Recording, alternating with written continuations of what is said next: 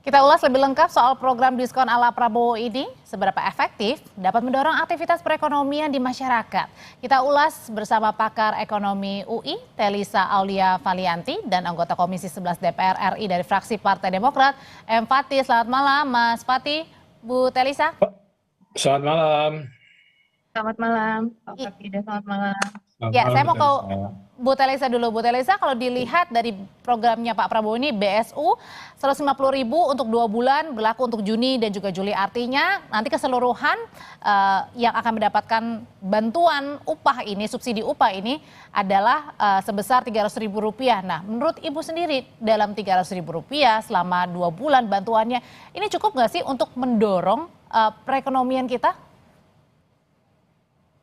Ya, jadi kalau kita lihat cukup atau tidak cukup dalam konteks ini kan, jadi lebih baik ada daripada tidak ada sama sekali ya. Memang kalau kita lihat secara nominal, angka 150.000 ini tentu relatif kecil seperti itu ya. Namun karena ini memang kondisi kita sedang membutuhkan sekali stimulus yang ada, menurut saya itu bertahap sebagai awalan akan sangat membantu seperti itu. Jadi kalau dihitung secara simulasi kepada pertumbuhan ekonomi, stimulus-stimulus yang sudah dikeluarkan oleh pemerintah, 6 paket ini ya, itu bisa maksimum berkontribusi pada pertumbuhan ekonomi sebesar 0,1%. Seperti itu, kira-kira ya dari simulasi yang kita lakukan. Tapi kita belum memecah sih per satu-satu, tapi kalau digabung keseluruhannya, kira-kira simulasinya kontribusi terhadap PDB-nya itu adalah 0,1%.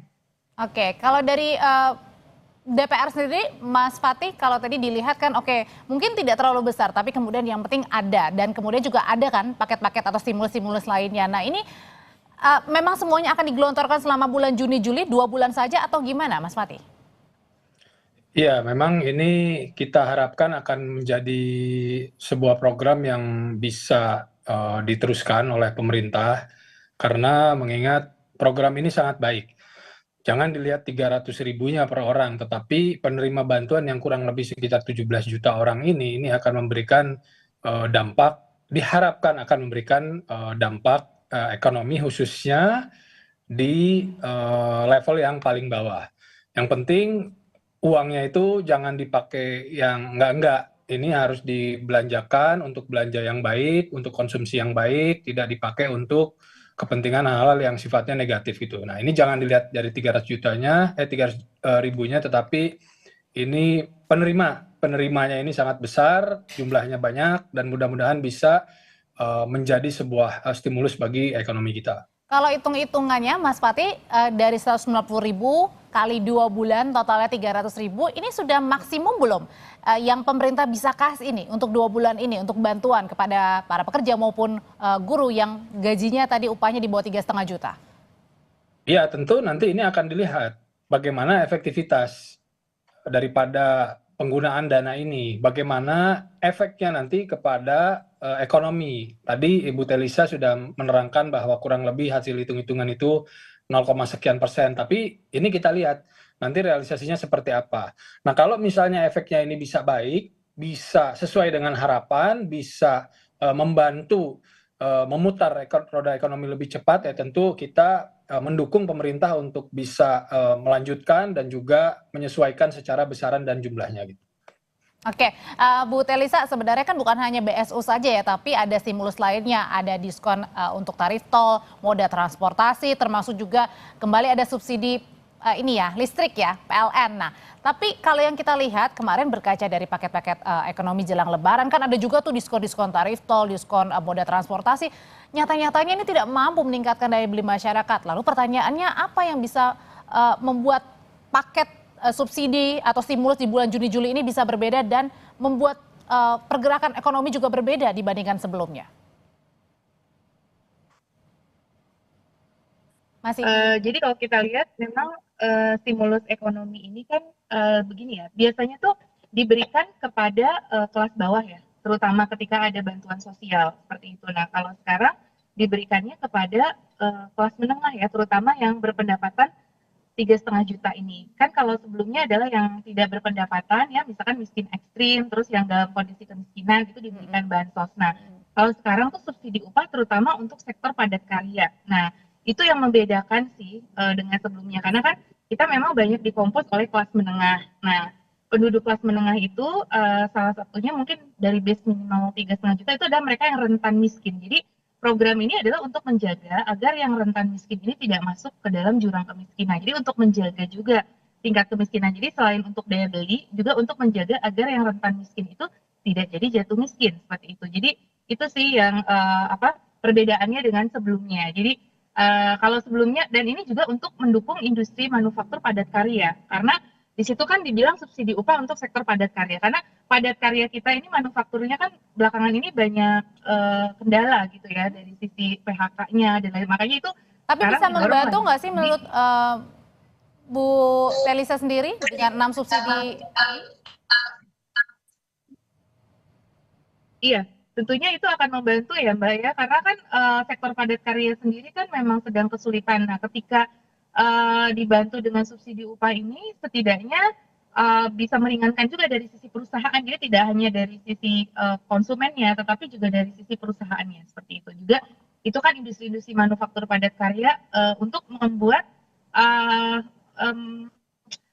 daya beli dari manufaktur itu sendiri, dan juga bagaimana mereka bertahan di perusahaan gitu ya. Jadi untuk perusahaan sendiri tentu ini akan sangat membantu ya.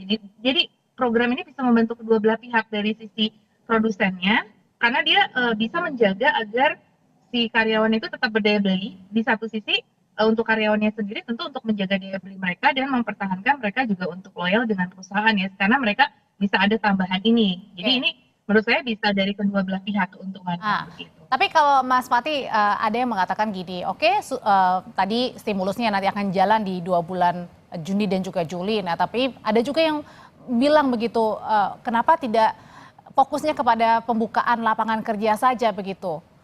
Jadi tidak hanya fokus kepada tadi subsidi, kemudian juga pemberian bantuan upah begitu kan, yang untuk menyokong roda perekonomian masyarakat menengah, juga mereka yang nyata-nyatanya sekarang banyak yang terkena PHK, susah mencari kerja, job fair juga ini banyak di mana-mana, tapi belum tahu nih menyerap berapa banyak para pencari kerja.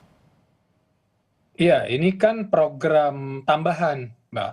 Artinya pemerintah sekarang ini sedang berupaya untuk menarik berbagai macam bentuk investasi sehingga bisa membuka lapangan kerja.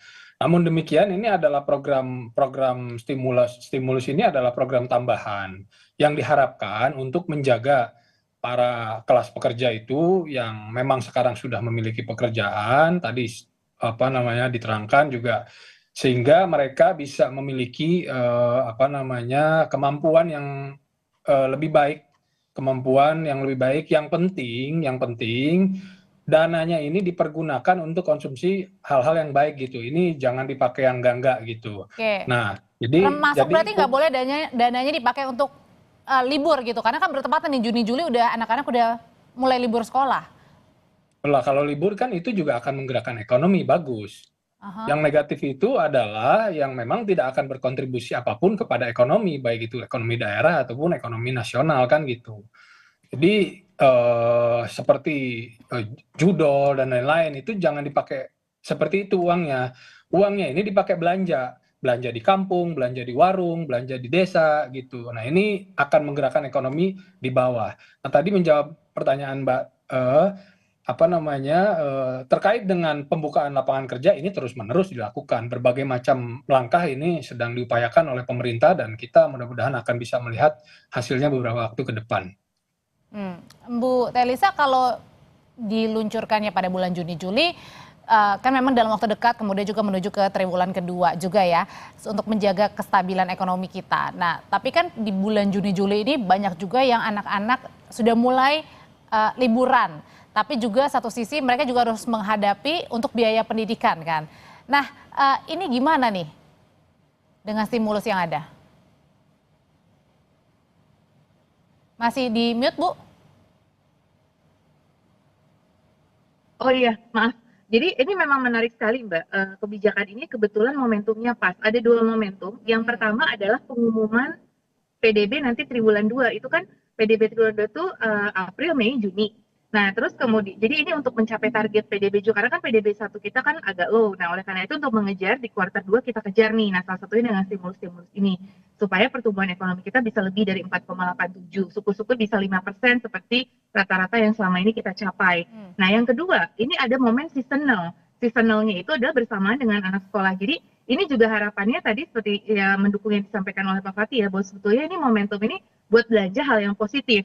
Nah, belanja hal yang positif itu juga bisa mendukung anak-anak sekolah untuk biaya pendidikan. Karena kan kita tahu salah satu yang membebani masyarakat ini juga dari biaya pendidikan. Nah, biaya pendidikan ini harapannya bisa terbantu dengan, karena kan gini, kalau PNS kan ada gaji ke-13. Selama ini kadang-kadang ada kecemburuan atau keirian dari non-PNS itu enak ya kalau PNS anak sekolah dijamin oleh adanya gaji ke-13. Nah, ini di private sector yaitu ya salah satunya di industri manufaktur padat karya itu untuk karyawan-karyawannya ini juga kita dukung dengan program ini gitu kan. Berarti untuk biaya pendidikan juga. Jadi alokasinya memang tadi kan rumah tangga Apa juga harusnya pasti diperlebar punya nggak sih Bu rasional. Telisa? Kan tadi kan memang sudah dibilang bahwa di bawah 3,5 juta ya untuk guru, untuk para pekerja begitu. Nah, apakah harus dilebarkan lagi kategori yang bisa menerima bantuan nih? Supaya tidak hanya di bawah 3,5 saja nih, karena kan masyarakat menengahnya juga banyak sekali di sini. Iya, ketika memilih itu namanya biasanya pemerintah melakukan tes yang namanya proximing test. Seperti sama waktu misalkan kemiskinan siapa yang eligible, menentukan eligibility itu pasti ada suatu proximing testnya terlebih dahulu. Jadi ini saya yakin pemerintah juga sudah ada semacam proximing testnya kelas mana. Karena biasanya kan pendapatan dibagi beberapa desil ya, desil 1 sampai desil 10. Nah, itu nanti dilihat nih desil mana yang punya impact kepada pertumbuhan ekonomi. Jadi saya rasa ini bertahap sama kayak diskon listrik tadinya cuma mau 2 bulan, nanti ada evaluasi kembali. Jadi saya yakin nanti dari pemerintah juga bersama-sama dengan DPR akan memutuskan nanti evaluasi dulu nih, apakah perlu diperlebar atau enggak. Satu, nanti tergantung hasil evaluasi tersebut. Oh ternyata ini masih kurang, masih perlu ditingkatkan. Nanti menerima juga masukan dari masyarakat pastinya. Terus kemudian yang kedua, nanti dari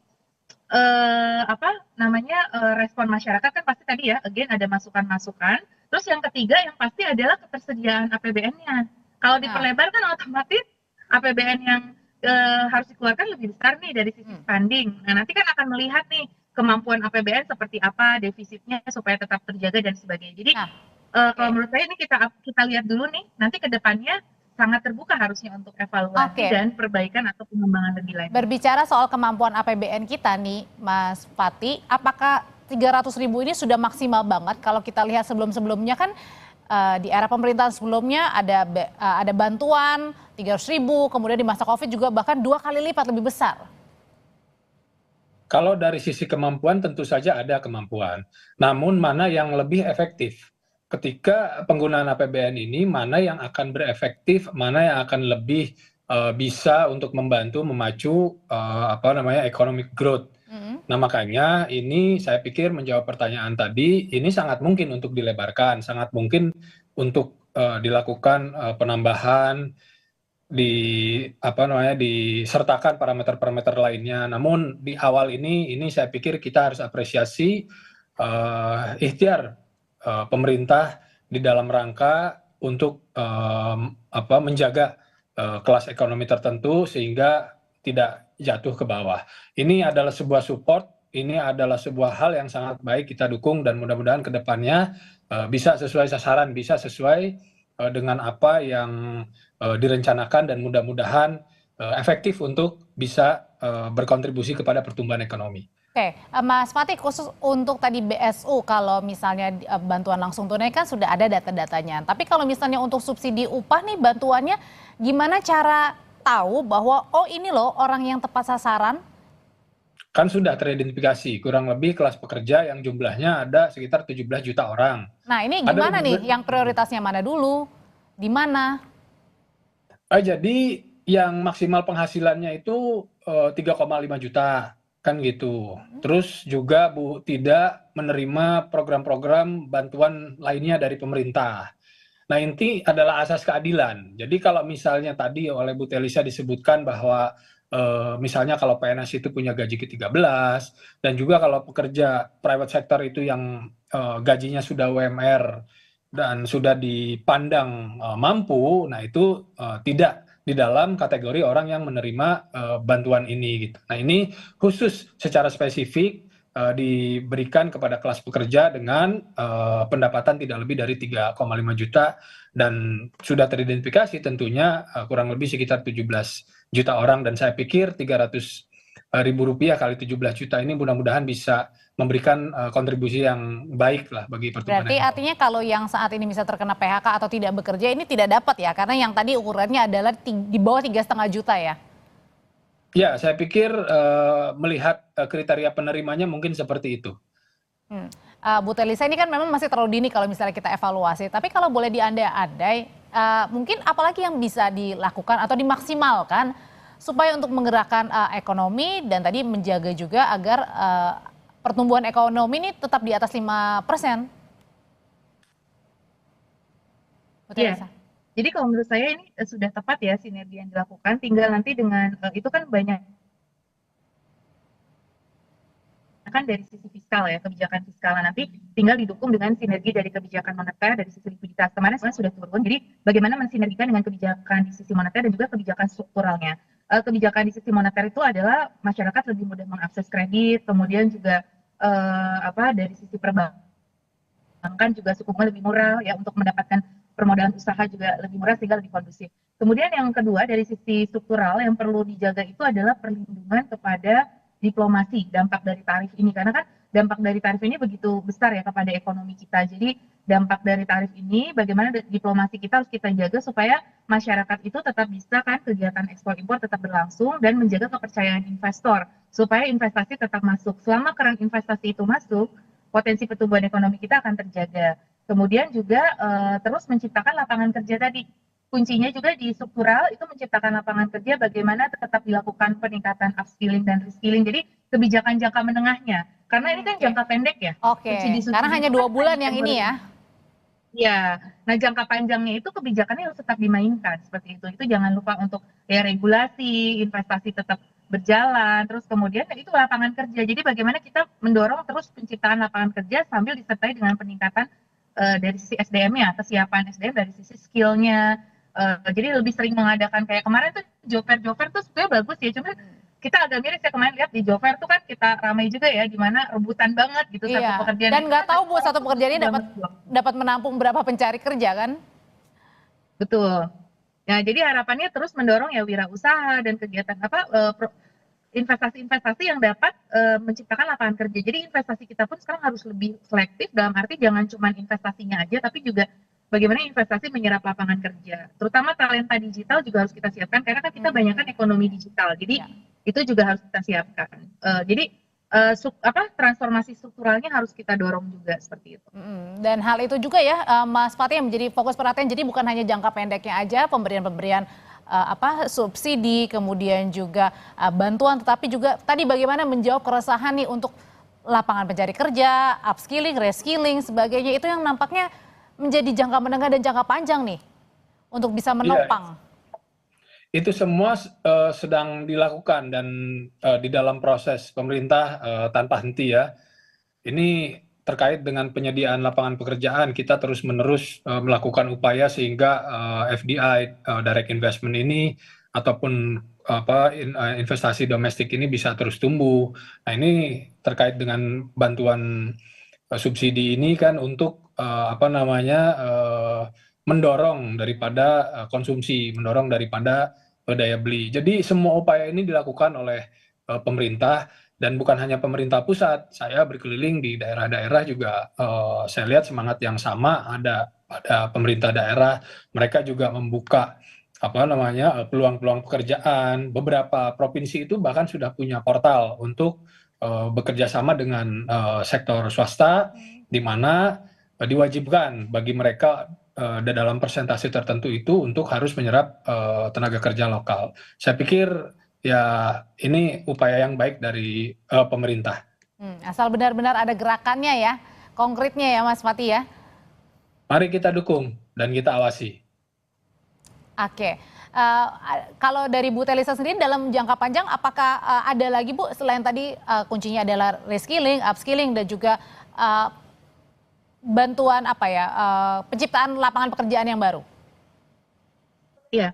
Sebetulnya tugas utama pemerintah juga menciptakan kepastian hukum ya dan juga regulasi dan itu terus-menerus dan tentunya sinergi dan kolaborasi berbagai pihak menghilangkan ego sektor. Kita punya common interest yang sama, itu yang harus selalu kita jaga, dan itu memang tidak mudah ya di dalam jangka pendek, itu semuanya juga butuh proses, sehingga tetap di dalam jangka panjang itu kita harus terus menata, karena kan kita memang mau melakukan 3 macam transformasi ya, selain ekonomi, transformasi sosial budaya, dan juga transformasi tata kelola governance dan birokrasi. Jadi dari hasil research yang dilakukan oleh Bappenas itu, hasil penelitian dari Growth Diagnostic, Indonesia itu selalu di regulation and bureaucracy. Itu penghambat utama yang selalu jadi momok, dan itu yang kita harap, dan juga corruption ya. Nah, makanya program pemerintah saat ini kan salah satunya menurunkan corruption, kebocoran. Jadi mau kita berjuang seperti apapun, kalau kebocorannya tinggi ya tetap aja kita nggak akan terlalu menghasilkan hasil yang optimal. Nah, kalau kita mau optimal ya kebocoran, regulation, dan birokrasi itu yang harus diperbaiki, karena itu bottleneck utama kita. Itu sih di dalam jangka panjang, selain tadi SDM ya, faktor SDM, skill, dan lain sebagainya, inovasi. Oke, kalau dari DPR sendiri ada nggak sih juga kemudian hal-hal yang diungkapkan untuk segera pemerintah juga bisa lakukan, karena kan tadi menunggu Juni, Juli di bawah 3,5 juta rupiah, tapi kan jangan dilupakan juga Mas Fatih ketika ada kaum kelas ekonomi menengah yang di atas 3,5 juta, tapi yang mereka juga sedang berjuang nih, susahnya mencari kerja, kemudian juga mungkin terkena PHK, yang mereka itu tidak punya pilihan. Singkat aja.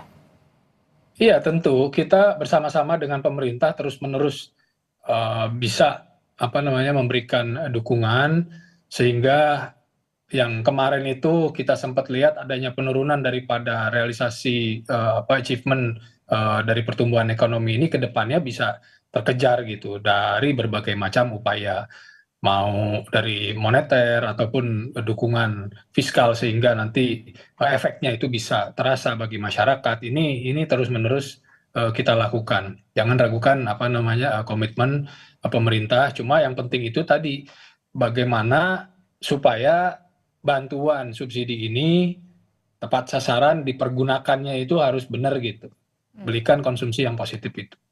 Mas Fatih, terima kasih untuk ulasannya. Bu Telisa juga terima kasih untuk pandangannya berbagi di Sapa Indonesia Malam. Terima kasih.